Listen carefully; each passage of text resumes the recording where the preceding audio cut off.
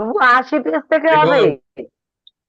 হ্যাঁ, হরে কৃষ্ণ, 80 পেজ থেকে হবে পড়া। করুন সদানন্দ মাতাজি। হ্যাঁ, নিত্য আনন্দের পথ নির্দেশ। শ্রীকৃষ্ণ যখন স্বয়ং নিজেকে বিস্তার করেন তখন তাকে বলা হয় বৈভব বিলাস এবং প্রাভব প্রকাশ। শ্রীমতী রাধারানীর বিস্তারও তেমন ভাবে বর্ণিত হয়েছে। বৈকুণ্ঠের লক্ষ্মীগণ হচ্ছেন শ্রীমতী রাধারানীর বৈভব বিলাস এবং দ্বারকার মহিষীগণ হচ্ছেন তার প্রাভব প্রকাশ। রাধারানীর সখীরা ব্রজাঙ্গনারা হচ্ছেন তাদের নিজের কায় বুহ। তার অপ্রাকৃত বিস্তার রূপে ব্রজাঙ্গনারা শ্রীমতী রাধারানীর পরিচালনায় শ্রীকৃষ্ণকে আনন্দ দান করেন। চিৎ জগতের বৈচিত্র্যের মাধ্যমে পূর্ণরূপে আনন্দ আস্বাদন করেন। শ্রীমতী রাধারানীর মতো বহু কান্তা যারা গোপী বা সখী নামে পরিচিত, তাদের সঙ্গ প্রভাবে অপ্রাকৃত রস বর্ধিত হয়। বহু কান্তার বৈচিত্র্য শ্রীকৃষ্ণের রস আস্বাদনের কারণ এবং তাই শ্রীকৃষ্ণের আনন্দ বিধানের জন্য রাধারানীর এই সমস্ত বিস্তার প্রয়োজন। তাদের অপ্রাকৃত প্রেম বিনিময় বৃন্দাবনের লীলার পরম উৎকর্ষ। শ্রীমতী রাধারানী তার এই কায়বুহ বিস্তারের মাধ্যমে শ্রীকৃষ্ণকে রাসনৃত্য ও সেইরূপ লীলাবিলাসের আনন্দ আস্বাদন করান।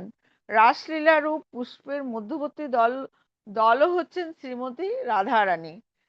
শ্রীল স্বরূপ দামোদর গোস্বামীর কর্চা গ্রন্থ একটি শ্লোকে শ্রীকৃষ্ণের আহ্লাদিনী শক্তিরূপে শ্রীমতী রাধারানীর আবির্ভাব প্রসঙ্গে সমর্থন করে বলা হয়েছে, রাধাকৃষ্ণ প্রণয় বিকৃতি আহ্লাদিনী শক্তি স্মা দেবকান দেকাত্মানবপি ভুবি পুরা দেহ বেদং গতৌ তৌ চৈতন্য খাং প্রকট মধুনা তদ্বঞ্চৈ কাম্যাপ্তং রাধা ভাব দ্যুতি সুবলিতং নৌমি কৃষ্ণ স্বরূপম। চৈতন্য চরিতামৃত আদির 4th অধ্যায় 55 নম্বর শ্লোকে আছে।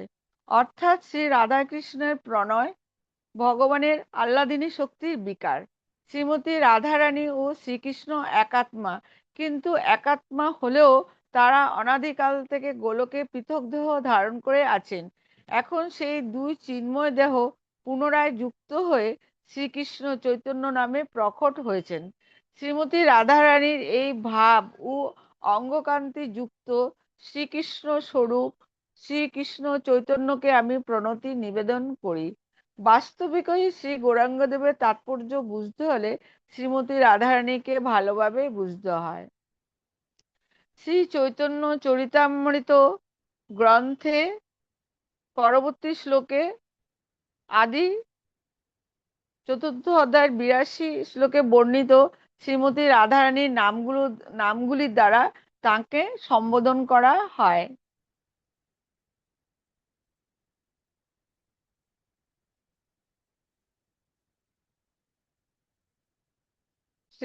শ্রীমৎ জয়প্রকাশ স্বামী মহারাজের প্রদত্ত প্রবচন। গোবিন্দানন্দিনী রাধা গোবিন্দ মোহিনী গোবিন্দ সর্বস্ব সর্বকান্তা শিরোমণি। শ্রীমতী রাধারানী হচ্ছেন শ্রী গোবিন্দের আনন্দদায়িনী এবং তিনি গোবিন্দ মোহিনীও।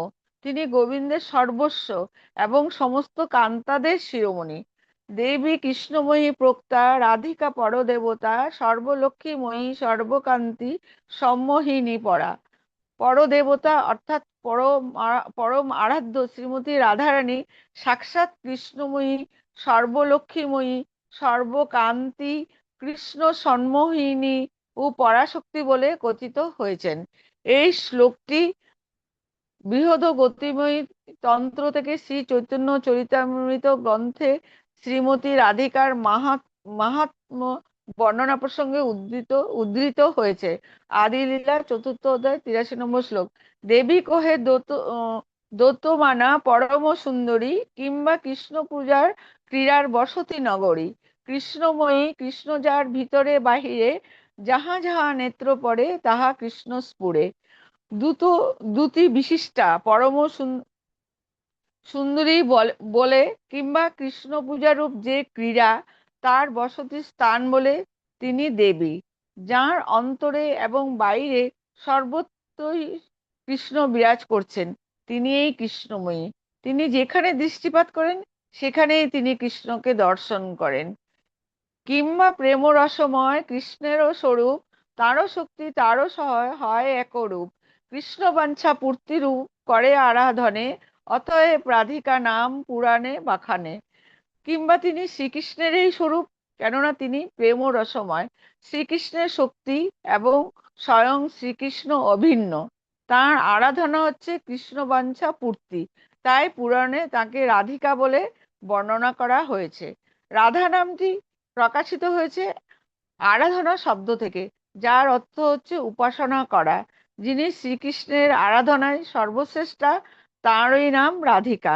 শ্রী চৈতন্য চরিতামৃত গ্রন্থে ছিল প্রভুপাদের তাৎপর্যে এইভাবে শ্রীমতী রাধিকার মাহাত্ম্য ব্যাখ্যা করা হয়েছে।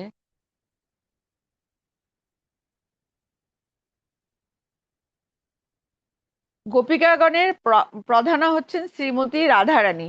সেই গোপিকা ধামে শ্রীমতী রাধারানীর আনন্দ উপলব্ধির উদ্দেশ্যে কত লোক সর্বস্ব পরিত্যাগ করে ব্রজধামে গিয়ে থাকেন। এই কারণে বহু ঋষি দিব্য আনন্দের অনুসন্ধান করতে শ্রী রাধিকা লীলাস্থলীতে গেছেন যুগে যুগে। সে আনন্দের কেন্দ্রবিন্দু হচ্ছেন রাধা। ওকে ওকে ওকে রাধারানীকে ওকে আমরা, ওকে হরে কৃষ্ণ প্রভু প্রণাম।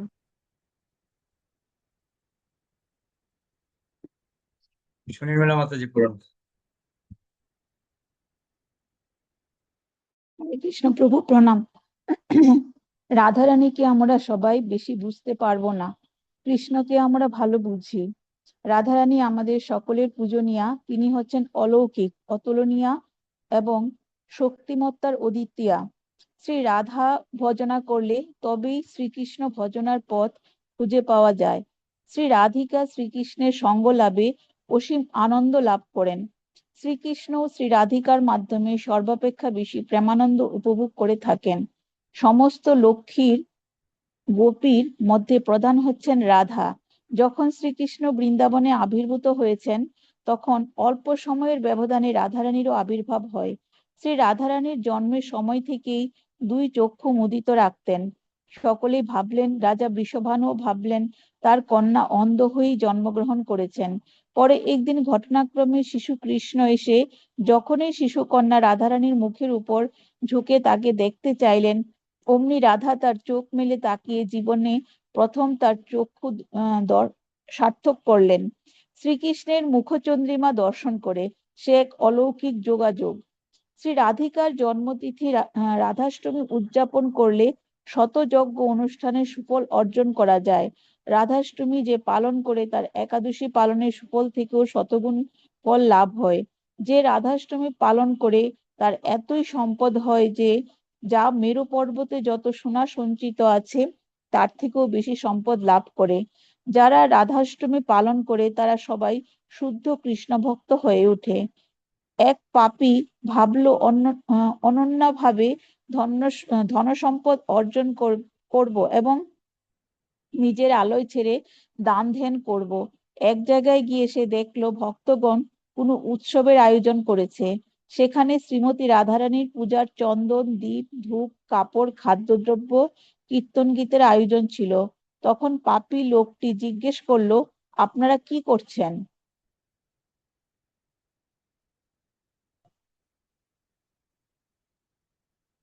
তারা বললেন, আজ হচ্ছে রাধাষ্টমী, যে দিনে রাধার আবির্ভাব হয়েছে। আমরা যত্ন করে তাই এই দিনটি পালন করছি। যারাই অষ্টমী পালন করে তার সমস্ত পাপ দূর হয়ে যায়। তখন সেই পাপী ওইসব ভক্তের সাথে রাধাষ্টমী পালন করলো। তারপরে বিষ্ণুদূতেরা এসে তাকে বৈকুণ্ঠ লোকে নিয়ে চলে গেলেন। যেসব মহিলা রাধাষ্টমী পালন করে না তাদের সর্বনাশ হয়। রাধার কৃপায় নারী সমাজের কল্যাণ হোক।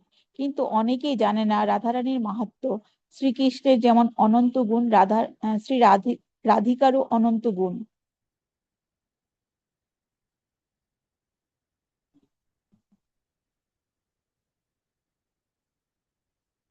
একটা উদাহরণ আছে, একজন গ্রাম থেকে এসেছে, জীবনে প্রথম রেল লাইন দেখছে।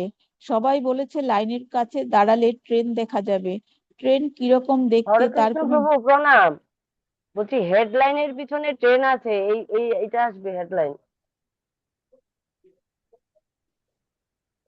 হেডলাইনের পিছনে ট্রেন আছে।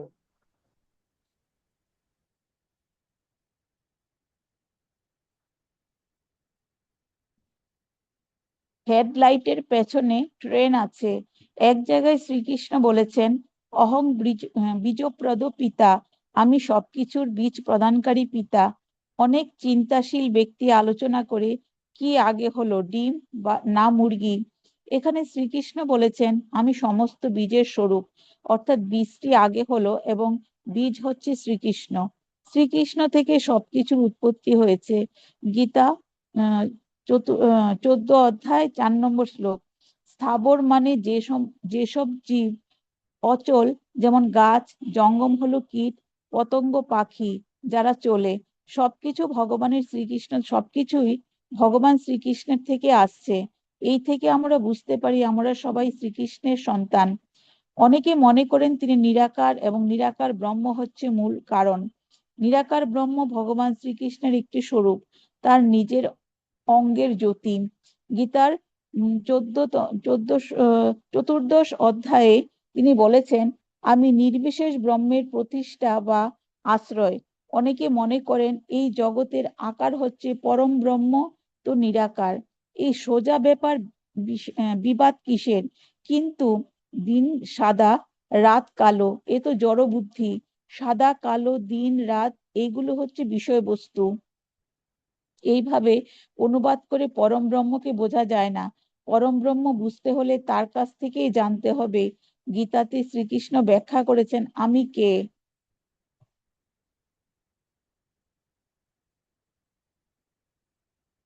একটি উদাহরণ আছে। একজন গ্রাম থেকে এসেছে, জীবনে প্রথম রেল লাইন দেখছে। সবাই বলছে লাইনের কাছে দাঁড়ালে ট্রেন দেখা যাবে। ট্রেন কিরকম দেখতে তার কোনো ধারণা নেই। দেখতে দেখতে রাত হয়ে গেল, ট্রেন নেই। তখন অনেক দূরে ট্রেনের সামনে যে বাতি থাকে সেটা দেখা গেল। তা দেখে একজন বলে উঠলো, আরে আমি ট্রেন দেখেছি। লোকে যখন জিজ্ঞেস করলো কি দেখেছো, সে বলল ট্রেন একটি লাইট জ্যোতি।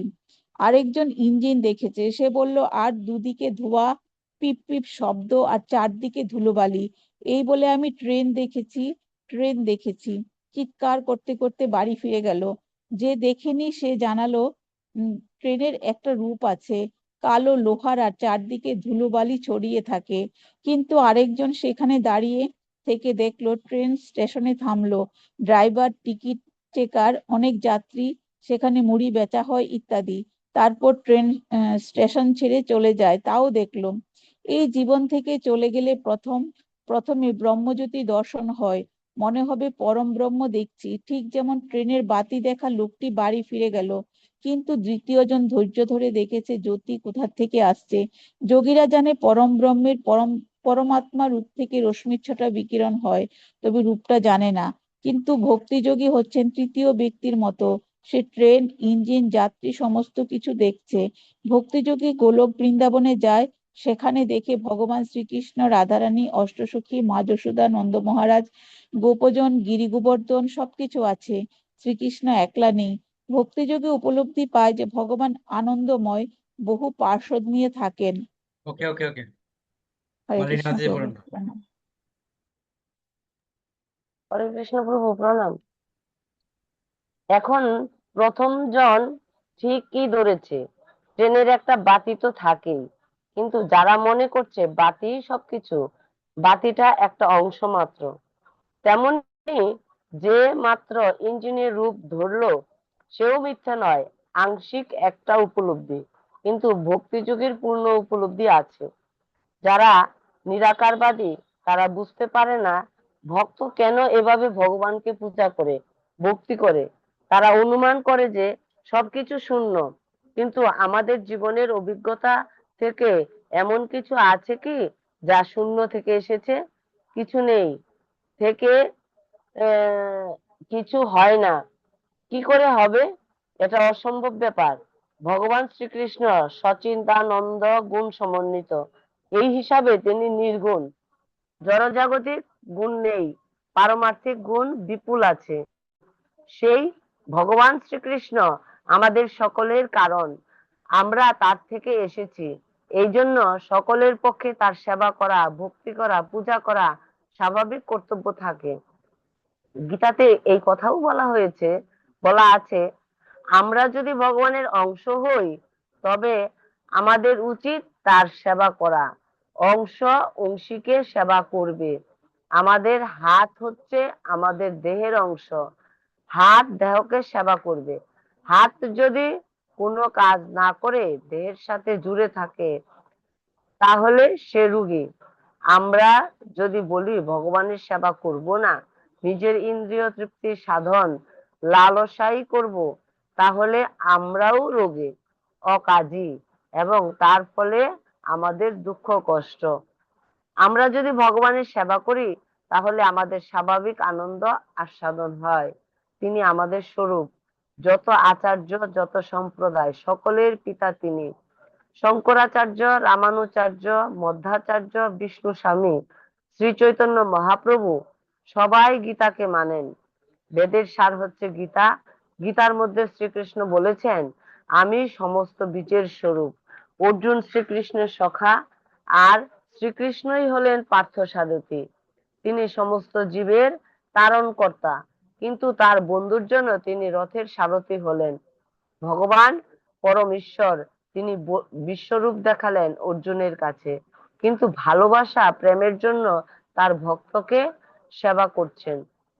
এই জন্য শ্রীকৃষ্ণকে অনেকে বুঝতে পারে না। একদিকে তিনি যদি ভক্তের দাসত্ব করতে পারেন, কি করে উনি পরমেশ্বর হবেন? এই হচ্ছে তার মহত্ব। যেমন বাবা ছেলের সেবা করেন, ভগবান ভক্তের ছেলে হতে পারেন। এই জন্য শ্রীকৃষ্ণ যশোদা ও নন্দ মহারাজের নন্দন হলেন।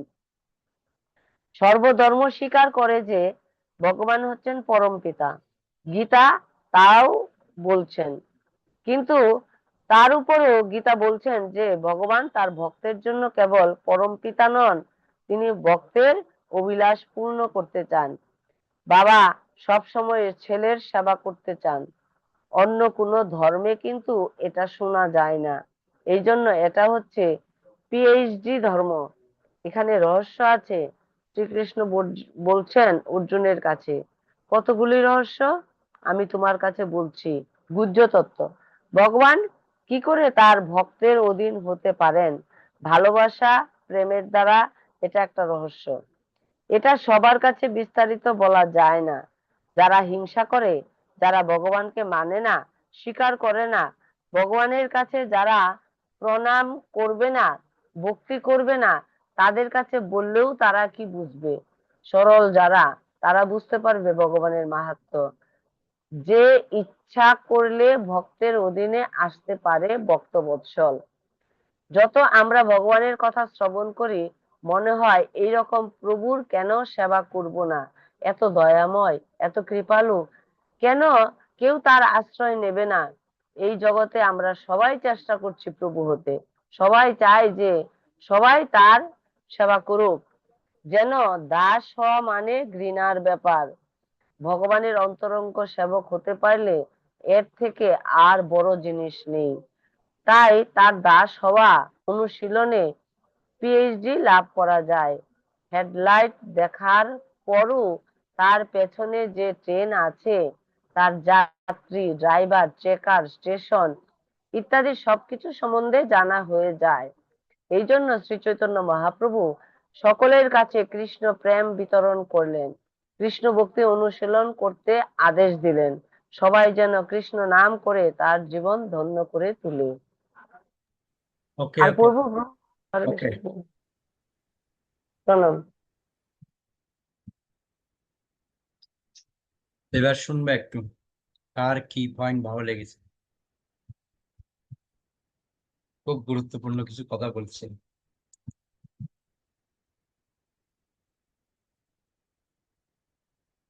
শুভশ্রী মালিনী মাতৃজি বলুন। হরে কৃষ্ণ প্রভু, প্রণাম। যে এখানে যে বলছে যে ভগবানের দাস হলে মানে পিএইচডি করা যায়, আর কোনো কিছু পড়ালেখা করতে হয় না। দাস হতে গেলে ভগবানকে বোঝা যায়, মানে যেমন গুরু মহারাজ এই উদাহরণটা দিয়েছে যে ট্রেনের টিকিট, মানে ট্রেনের লাইট, ট্রেনের প্যাসেঞ্জার, যাত্রী, চেকার, সবকিছুই বোঝা যায় একমাত্র দাসত্ব বরণ করলে। এই দাসত্ব দিয়ে মানে ভক্তি জীবনে পিএইচডি করা যায় এবং ভগবানকে সম্পূর্ণরূপে জানা যায়, বোঝা যায়। তার তার মানে যে ভক্তকে যে এত ভালোবাসে, ভক্ত বৎসল হয়, ভক্তের অধীন হয়ে যায় ভগবান, এই সমস্ত কিছুই সব বোঝা যায় যে দাসত্ব বরণ করলে। হরে কৃষ্ণ প্রভু, প্রণাম। সব কথার মূল কথা দাসত্ব হতে হবে। সুনির্মলা মাতাজি। হরে কৃষ্ণ প্রভু। প্রভু একটা ওই আমি যখন পড়ছিলাম তখন একটা জায়গায় পেলাম যে ছোটবেলা থেকেই যে নামহট্টর মানে শিক্ষা দেওয়ার জন্য, এটা খুব ইম্পর্টেন্ট আমার মনে হলো। কারণ ছোটবেলা থেকে ওই শিক্ষাটা পেলে মানে পরিস্থিতিটা অন্যরকম হয়, সেটা আমি নিজে উপলব্ধি করতে পারি যে একদম ছোট বয়স থেকে যদি মানে সেই শিক্ষাটা পেতাম তাহলে হয়তো জীবনটা অন্যরকম হতো। এটা মানে আমার মনে হয়। হরে কৃষ্ণ প্রভু। ওকে, অনেক ধন্যবাদ সবাইকে। ঠিক আছে, তাহলে আমরা এখানে রাখি। বিশ্ব প্রণাম। পঞ্চা কল্পতরুভ্যশ্চ কৃপা সিন্ধুভ্যশ্চ পতিতানাং পাবনেভ্যো বৈষ্ণবেভ্যো। আনন্দ বিশ্ব বৃন্দা কি জয়। নিতাই গৌর প্রেমানন্দে।